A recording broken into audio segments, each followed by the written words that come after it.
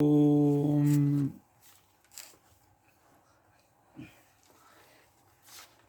नारायणाय परिपूर्ण गुणार्णवाय विश्वोदय स्थितिलयो नियतिप्रदाय ज्ञानप्रदाय विबुधासुरसौख्य दुःख सत्कारणाय वितताय नमो नमस्ते।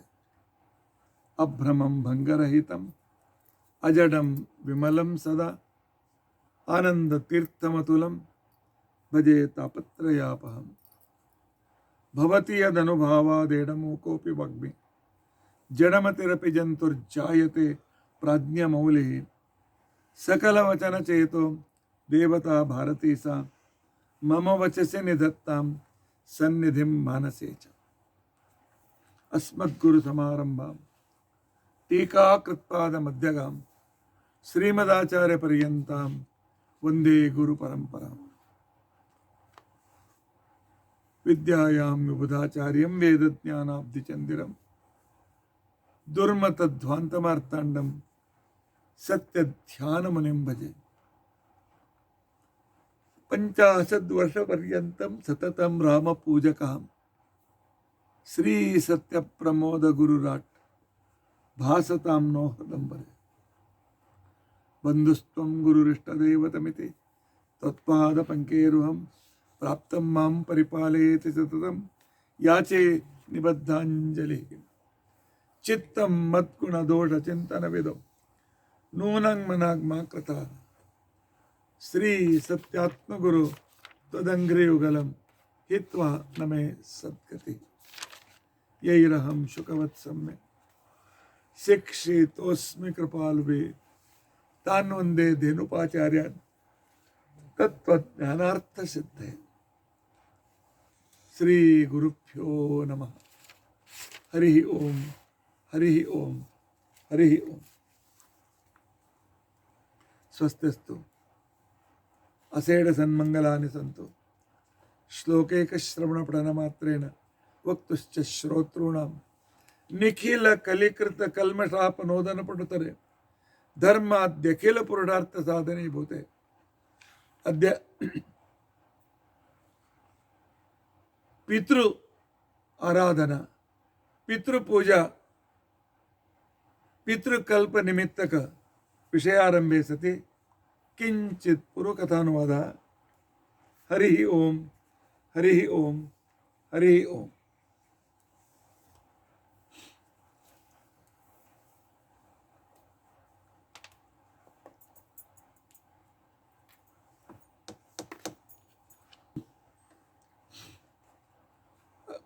गए 5-6 दिनों से हम श्राद्ध की महिमा और पितृपक्ष की विशिष्टता और 5 तरह के पिता भगवान के नारायण वासुदेव संकर्षण प्रद्युम्न अनुरुद्ध रूप की पूजा के साथ ब्रह्मा जी के पोते देवताओं को उपदेश देकर जैसे पितृदेवता बन गए और वे पितृदेवता हम जब पितरों के लिए पिंड प्रदान करते हैं तो हमारे घर आकर के और हमारी पूजा लेकर के हम दिए आहार को बदल करके हमारे माता पिता कहाँ हैं, नरक में स्वर्ग में कहीं भी होगा, उनको तृप्त करते हैं। इस तरह हमने सुना। अर्थात हम जो यहाँ भात गाय को रखते हैं या नदी में डालते हैं उससे पहले ही पितृदेवता उस पदार्थ से सार भाग लेकर के वे हमारे पितरों को समर्पित करते हैं, वहां तक पहुंच जाते हैं।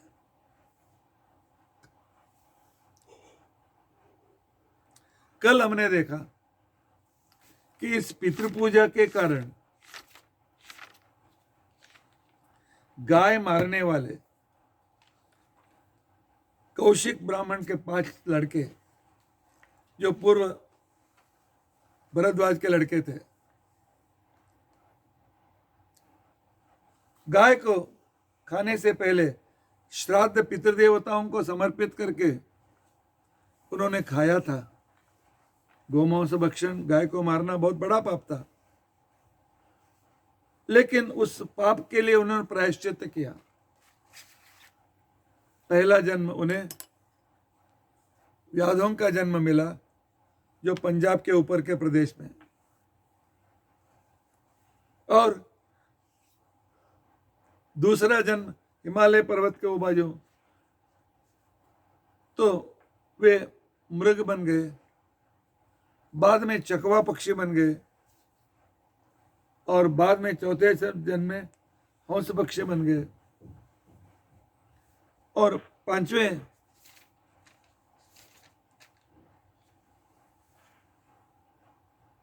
मनुष्य होकर के पितृ देवताओं की कृपा से वे तपस्या करके मुक्त हो गए। बड़े बड़े पाप भी पितृ सेवा के द्वारा, पितृ पूजा के द्वारा दूर हो जाते हैं। इसलिए पितृ पूजा हर एक को करना ही, नहीं करेंगे तो हम महापापी बनेंगे, नहीं करेंगे तो अनेक तरह के नरक में हमें गिरना पड़ता है। क्योंकि भगवान की व्यवस्था है, जिन माता पिताओं ने तुमको जन्म दे करके तुम्हें बढ़ाया था, उनकी सेवा तुम्हें करना ही है, उनकी पूजा करनी है। जिंदा रहते समय उनकी सेवा, मरने के बाद उनके नाम से पिंड प्रदान, यह अनिवार्य है।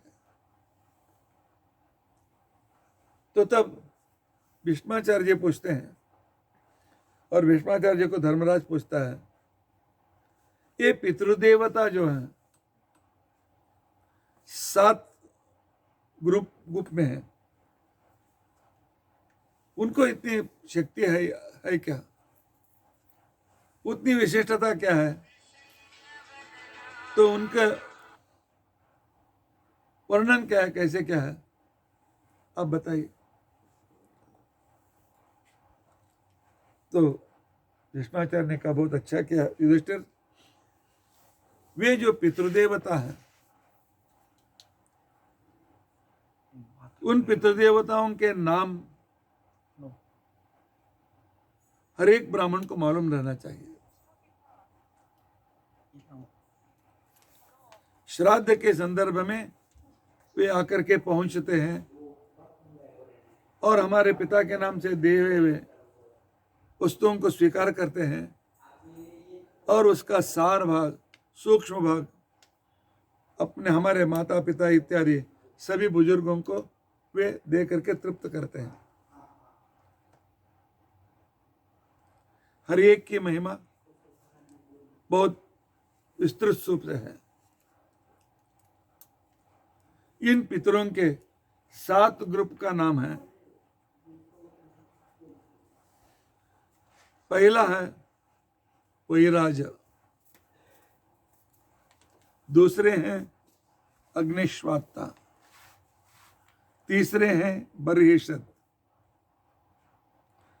और चौथे हैं सुकाल, पांचवें हैं आंगिरस,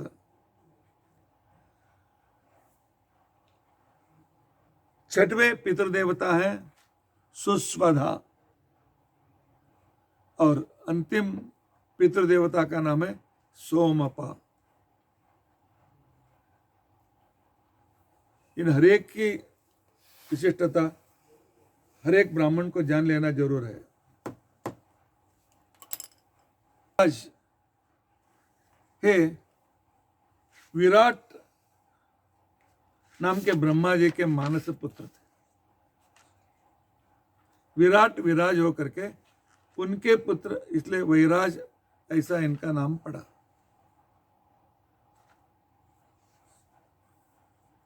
ये वैराज भी 4-5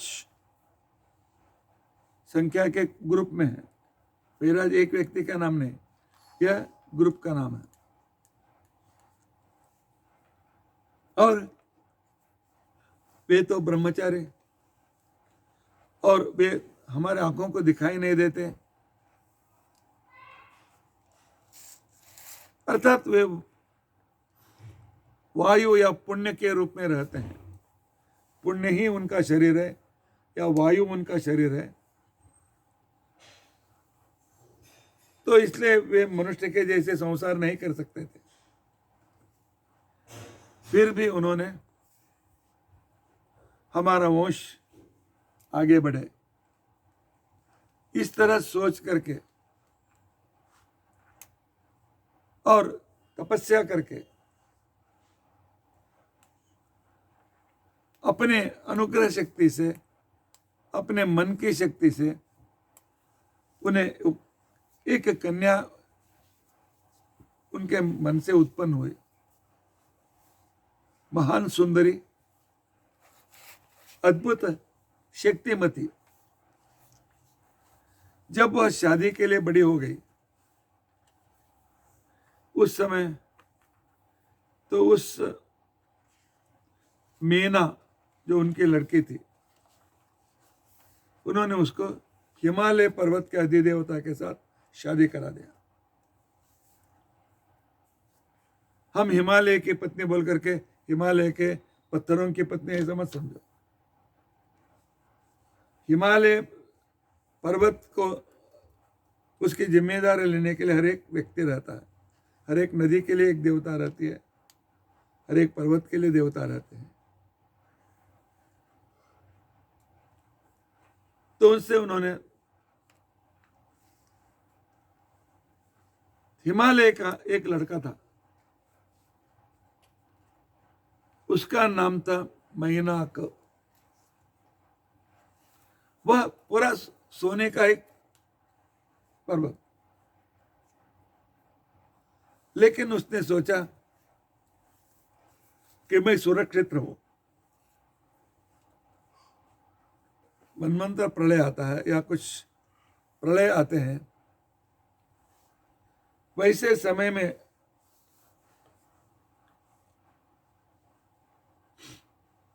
नई सृष्टि में सूर्य से पृथ्वी अलग होकर बाहर आती है, और उस समय तो वह लावा रस के जैसे खोलती रहती है, आगे ऊपर नीचे ऊपर नीचे ऊपर नीचे, और पूरा विश्व आगे ऊपर नीचे, जैसे समुद्र में बड़े लहर आ गए इतना ऊंचे उड़ते हैं। उस समय पृथ्वी भी द्रव रूप में थी, ऐसे ऊंची उड़ती थी, और कोई दूसरा भाग नीचे, या एक बीच में ऐसे नीचे ऊपर। उस समय उसे शांत करने के लिए इंद्र ने जोर से बरसात गिराया। उसे अलंकारिक भाषा में कहते हैं, तो उड़ने वाले उन पर्वतों को, अर्थात ऊपर नीचे होने वाले उस पृथ्वी के रस को बहुत बार दिनों तक बरसात गिरा करके शांत किया। जैसे ही पृथ्वी शांत हो गई, पृथ्वीराजा के समय में आपने सुना है, तो कुछ भाग ऊपर कुछ भाग नीचे, कुछ भाग ऊपर कुछ भाग नीचे। वैसे समय में अपने अस्तित्व को रक्षा करने के लिए हिमालय का पुत्र मैनाक, वह अंदर जाकर के छिप गया। इसलिए अभी भी समुद्र के तल में छिपा हुआ है, और यहां से वहां से घूमता रहता है समुद्र में।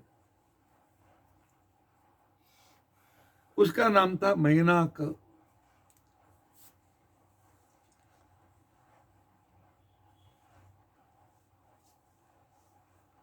वही पर्वत जब हनुमान लंका पर, तो आकाश से छलांग मारने होते, तो समुद्र के बीच से ऊपर आया हो। हनुमान से कहा थोड़ी विश्रांति लेकर के आगे बढ़िए, लेकिन हनुमान ने विश्वास नहीं किया, और उन विश्रांति नहीं ली और उसे आशीर्वाद करके आगे बढ़े। रामायण में यह कथा आती है। और हिमालय के 3 लड़कियां थी, अपर्णा, एकपर्णा, एकपाटला।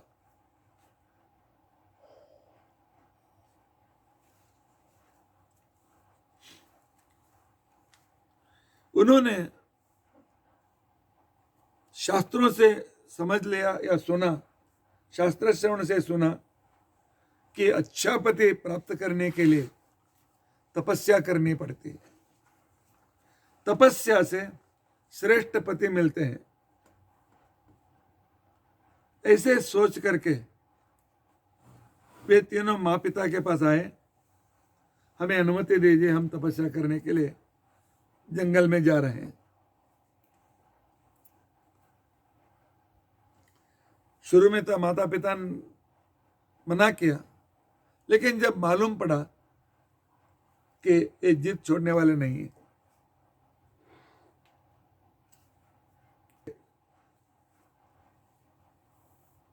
तो मीना ने क्या कहा, हिमालय की पत्नी ने, देखो घर से बहुत दूर जाकर तपस्या मत करो, नजदीक के किसी पर्वत में बैठ करके तपस्या करो, क्योंकि बीच में मैं तुम्हें कुछ ला करके देती हूं।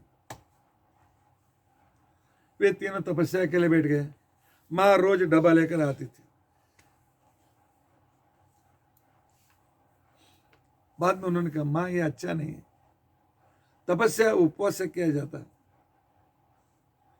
इसके लिए हम उपवास करेंगे, आज से खाना मत लेके आओ, और वो साधना करेंगे और भगवान की कृपा प्राप्त करेंगे।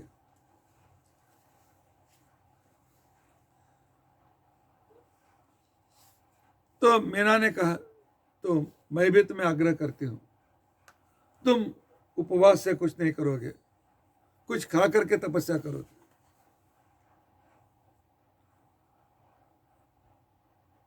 तो मां की बात उन्होंने माना। तो पहली जो अंतिम लड़की थी एकपाटला,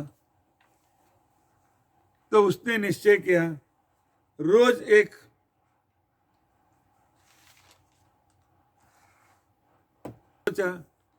एक जासवंत पुष्प जो गणपति को लाल वाला चढ़ाया जाता है, एक फूल का करके मैं तपस्या करूंगी। संस्कृत में पाटला बोलते हैं, पाटला मतलब लाल फूल, और उसी के तो जासवंत उस फूल को खा करके वह तपस्या करती थी, इसका नाम पड़ गया एकपाटला। और उसकी दूसरी बहन ने क्या विचार किया, वृक्ष से गिरे हुए एक पत्ता खा करके मैं तपस्या करूंगी। रोज स्नान होने के बाद एक पत्ता खाती थी और पूरा तपस्या करती थी। लेकिन पहली जो लड़की थी, ये दूसरी तीसरी हो गए, पहली जो लड़की थी तो उसने निश्चय किया मैं कुछ भी नहीं लूंगी, मुझे आग्रह मत करो। उसने पत्ता भी नहीं खाया, तपस्या करती रही, इसके लिए उसका नाम पड़ा अपर्णा।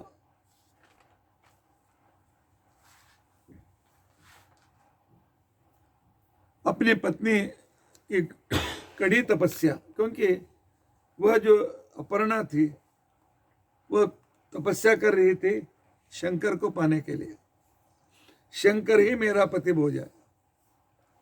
लेकिन शंकर ने तो निश्चय कर लिया था कि दक्षेद में उसके पत्नी के जाने के बाद अभी शादी नहीं करूंगा। सब ने कहा वो शादी नहीं करेंगे, नहीं वही मेरे पति होने चाहिए, मैं तपस्या करूंगी। तो वह बड़ी तपस्या करने लगी, एक भी पत्ता नहीं खाया, इसलिए एक अपर्णा ऐसा नाम आया। बीच में अपनी लड़की की तपस्या को, कड़ी तपस्या, और वह पूरी तरह से दुबली हो गई थी, तो मीना ने कहा, पुत्री, प्यारी पुत्री, इतना कठोर तपस्या मत करो। संस्कृत में बहुत संक्षेप में बता सकते हैं, ऊ मतलब उत्तम प्यारी पुत्री, मां, करो कठिन तपस्या मत करो। इसलिए उस दिन से उसका नाम पड़ा उमा। पहले अपर्णा, बाद में उमा। और हिमालय पर्वत के पुत्री थी, इसलिए पार्वती नाम भी था पहले से।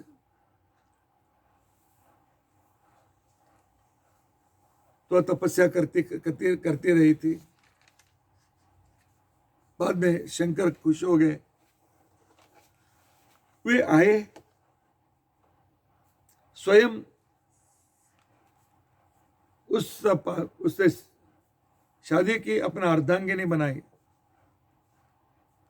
इसलिए पार्वती के अनेक नाम हैं।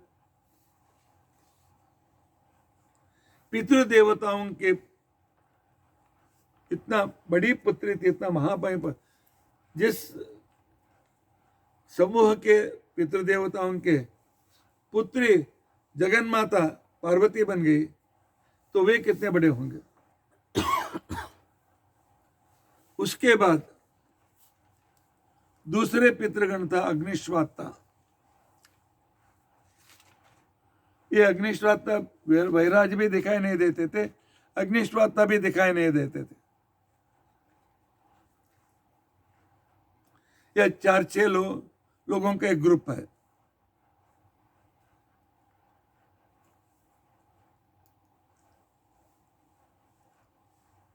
हाँ, तो वो रह गया ना।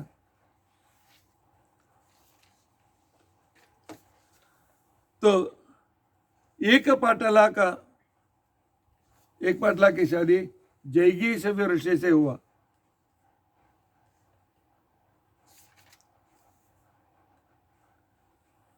और एक पर्णा के भी एक बड़े ऋषि से उसकी शादी हो गई। और शंकर से अपर्णा पार्वती की शादी हो गई।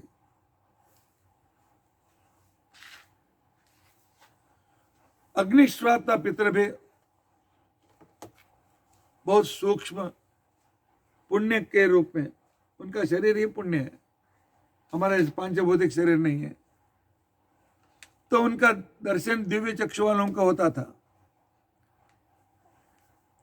ये मरीच ऋषि के संतान थे।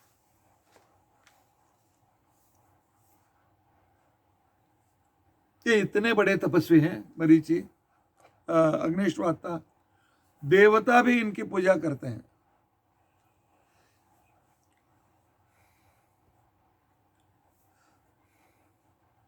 यह उनके लिए भी एक मानसिक कन्या उत्पन्न हो गई। उसका नाम था अच्छोदा। अच्छोदा, स्वच्छ पानी, अर्थात पवित्र पानी के जैसे अत्यंत पवित्र लड़की अच्छोदा।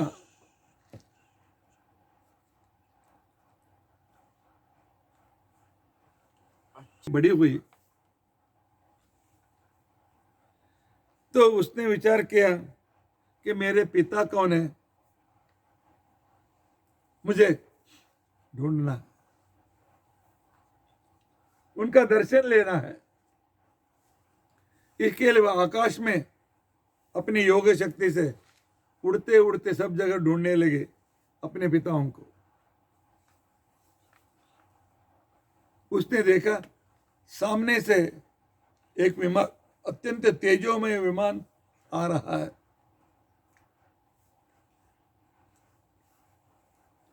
जैसे विमान नजदीक आया, वहां पर एक पुरुष एक स्त्री बैठी हुई थी।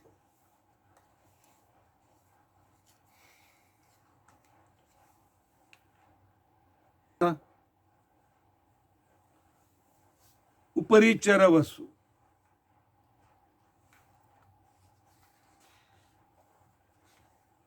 उसका नाम था उपरिचर वसु, और स्त्री का नाम था अद्रिका। उपरिचर वसु का पहले नाम था अमावस वसु। अमावस वसु उसका नाम था, और उनकी पत्नी का नाम जो अप्सरा स्त्री अद्रिका। वे दोनों कहीं पर जा रहे थे। उन्होंने देखा एक तेजस्वी माता, इनके कोई इतने तेजस्वी जो आकाश में उड़ते हैं तो मेरे ही पिता पिता होंगे, ऐसा समझ करके हाथ जोड़ा। हाथ जोड़ करके, माता पिता आपको नमस्कार, आपका आशीर्वाद हमें प्राप्त हो। जैसे ही इस तरह उसने नमस्कार किया और माँ पिता इस तरह उनसे कहा, वैसे ही वह आकाश से गिरने लगी, उसका पतन होने लगा।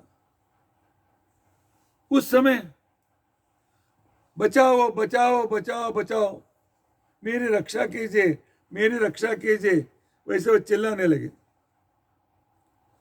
उस समय एक सूक्ष्म, एक छोटा सा प्रकाश देने वाला कीड़ा रहता है, वैसा एक विमान उसकी ओर आ रहा था।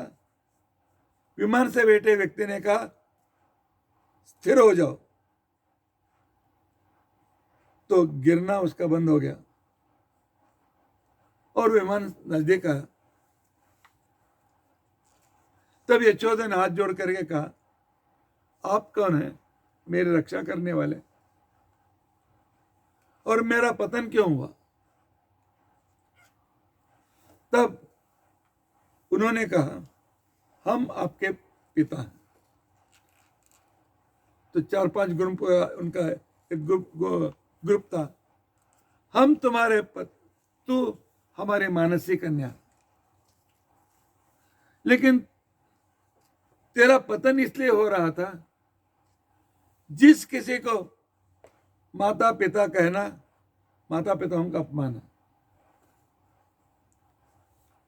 सबको भाई बोल सकते हो, सबको बहन बोल सकते हो, लेकिन आप माता पिताओं को छोड़कर आप ही मेरे पिता हैं, आप ही मेरी माता हैं, तो किसी के सामने हाथ जोड़ रहा है तो उनका अपमान हुआ कि नहीं? जन्म देने वाले हम, तो इसके लिए तुमने अमावसु वसु अद्रिका को देख करके, जो पिता माता नहीं थे, तो उनकी स्तुति की।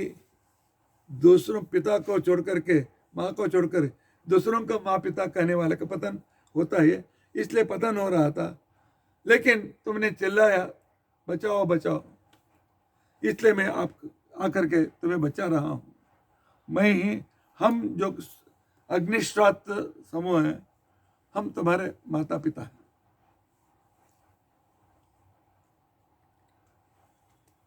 तब उसने अपने पिता से क्षमा मांगी, मुझसे घोर तपस्या हो गई है, मुझे घोर गलती हुई है, आप मुझ पर के आशीर्वाद दीजिए।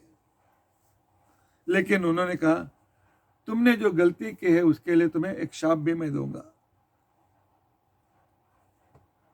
और वह शाप है, तुम मनुष्य लोक में जन्म ले लो, बाद में ऊपर आ जाओ।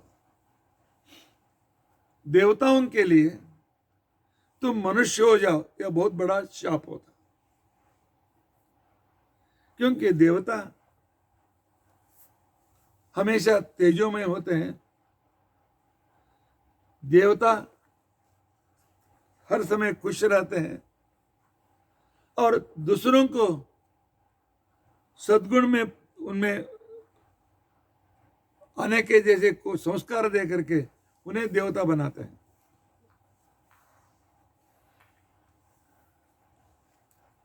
तो ऐसे विशिष्ट सामर्थ्य वाले वो देवता मनुष्य हो जा, उनके बहुत बुरा कड़ा शाप है।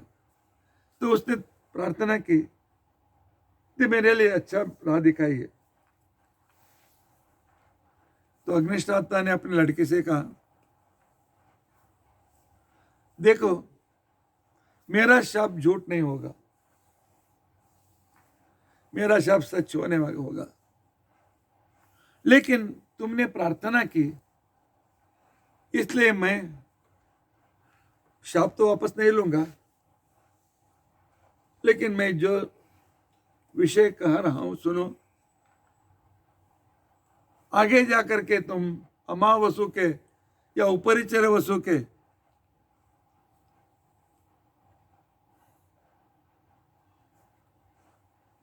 निमित्त करके, उसको निमित्त करके तो तुम्हारे यहां भगवान अवतार लेंगे। तुम भगवान के मां बनोगे, या जो भी जिंदगी में तुम्हारा उतार चढ़ाव आया, सब भगवान की इच्छा समझ लेना।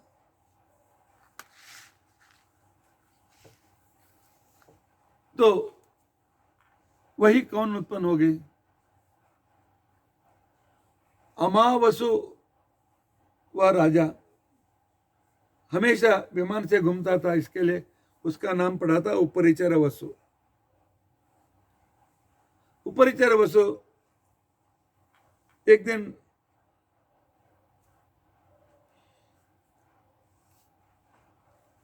देखेंगे, मैं देवलोकों में घूम करके आएंगे और हिंस्र पशुओं के शिकार भी खेलेंगे। अपने साथ विहार के लिए अपनी सभी पत्नियों को लेकर के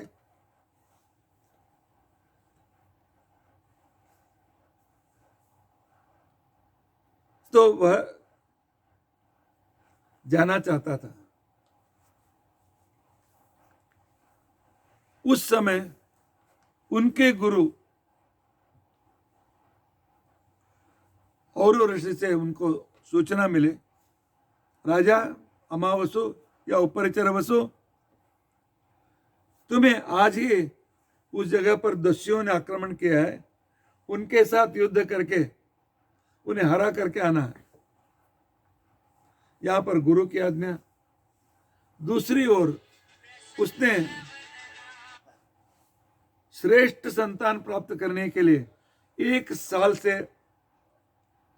एक पुंसवन व्रत किया था, और कल समाप्ति उद्यापन, उसके बाद पत्नी में गर्भाधान करना। तपस्या से तैयार हुए गर्भ को पत्नी में गर्भाधान करना चाहते थे, लेकिन गुरु की आज्ञा, सुबह निकल पड़े। तो बाद में उनको लगा, अपने वीर्य को उन्होंने अपने पत्नी को भेजने का निश्चय किया, क्योंकि उस दिन तो दूसरे दिन पत्नी के यहाँ तो पहुंच नहीं सकते थे। इतने दिनों का व्रत व्यर्थ जाएगा समझ करके एक पत्ते के द्रोण बनाया, उसमें अपने वीर्य को रखा, और उनके साथ पालतू 2 बड़े गरुड़ पक्षी थे। तो एक पक्षी के हाथ में दोना दे करके, जाओ उसे महारानी को पहुंचाओ। पहले तो आश्चर्य लगता था, लेकिन आजकल स्पर्म बैंक के जैसे भी एक विधान है। वह आकाश में उड़ते हुए जा रहा था, वह गरुड़ पक्षी, उसके चोंच में दोना, उसमें कुछ खाना समझ करके दूसरे भी पक्षी आकर के मुझे चाहिए मुझे चाहिए उसके साथ झगड़ने लगे। उनसे बीच बचाव करते करते वह द्रोण, वह दोना समुद्र में गिर पड़ी। उसी समय उसको एक मछली ने निगल गया। तो उस राजा के वीर्य से मछली के पेट में एक पुरुष और एक स्त्री बढ़ने लगे।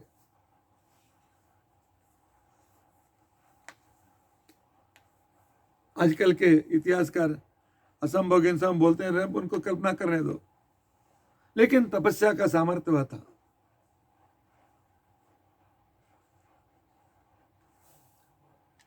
जब वह मछली को दाशराज नाम का एक मछुआरा बड़ी मछली को पकड़ा, तो जैसे काटा, देखता है अंदर एक जुड़वे बच्चे, एक पुरुष बच्चा, एक स्त्री बच्ची। वो सोचने लगा ये किसकी है, क्या है, कैसे। और जो हमारी वस्तु नहीं है उसे राजा को देना उस समय की प्रथा थी। वह दोनों लड़कों को लेकर के राजा के पास आया।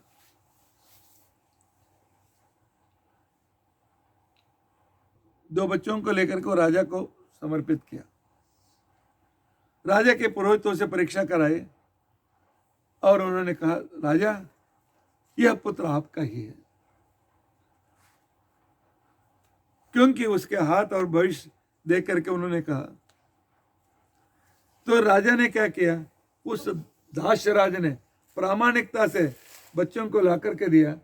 समझकर उसने कहा, तुम्हें भी संतान नहीं है बोल रहे हो, मैं लड़की को तुम्हें दूंगा, तुम बढ़ाओ। पुत्र को अपने पास रख लिया। पुत्री आपके पिताजी के घर में बढ़ने लगी। जब बड़ी हो गई, यमुना नदी में नाव चलाना, ग्राहकों से पैसे कमाना उसने शुरू किया, पिता का कुछ सहायता हो जाना। एक दिन बड़ी जहाज को निकाल करके वे नदी में उतर गई। उस नौका में एक ऋषि आकर के बैठ गए।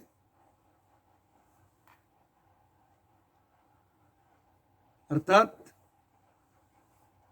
मछली के पेड़ से जन्म लेने वाले पिता ने उसका नाम रखा था सत्यवती, और वह राजा की पुत्री थी, लेकिन पली थी इस मछुआरे के, दासराज नाम के मछुआरे के यहां, और पिता की सहायता के लिए नौका चलाती थी। गंगा के इस किनारे से उस किनारे जाने के लिए पराशर ऋषि आकर के, अर्थात जो वशिष्ठ ऋषि के पोते थे,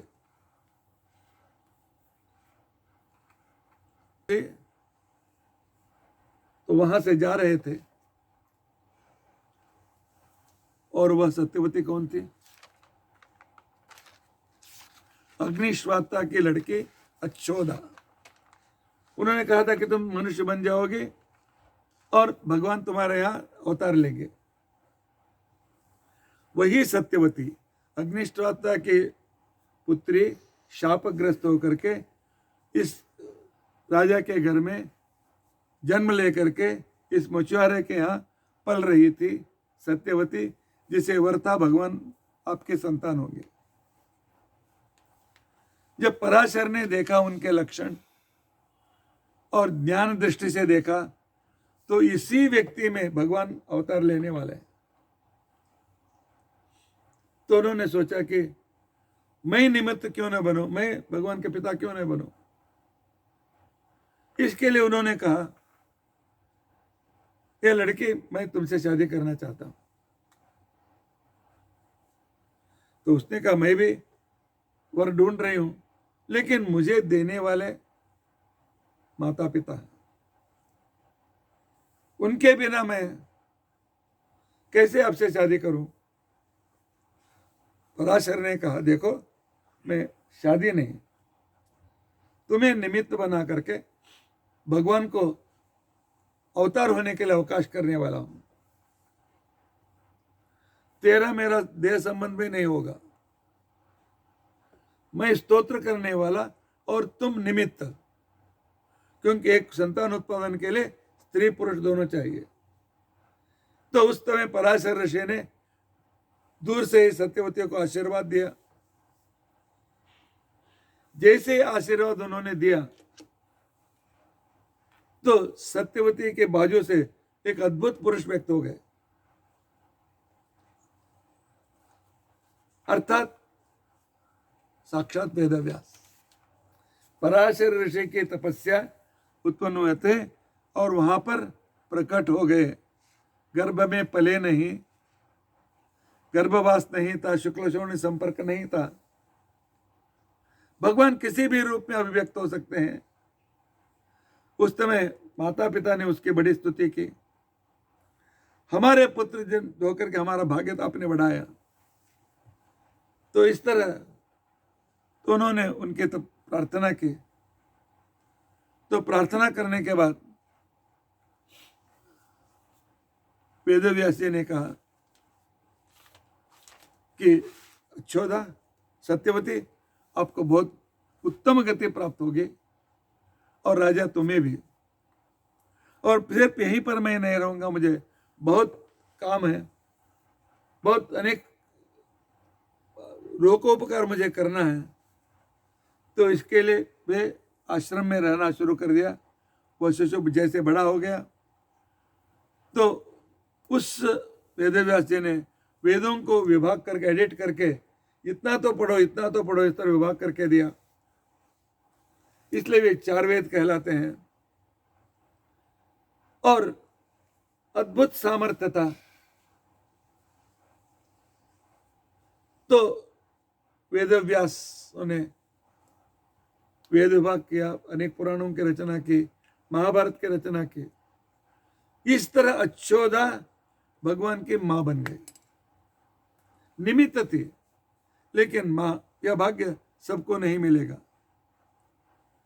ऐसे सत्यवती की शादी जब शंतनु से हुई,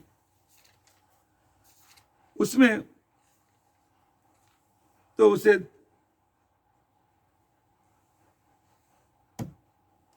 लड़के हुए विचित्र वीर्य चित्रांग। वही विचित्र वीर्य की संतति ही धृतराष्ट्र और पांडव वंश आगे बढ़ने लगा।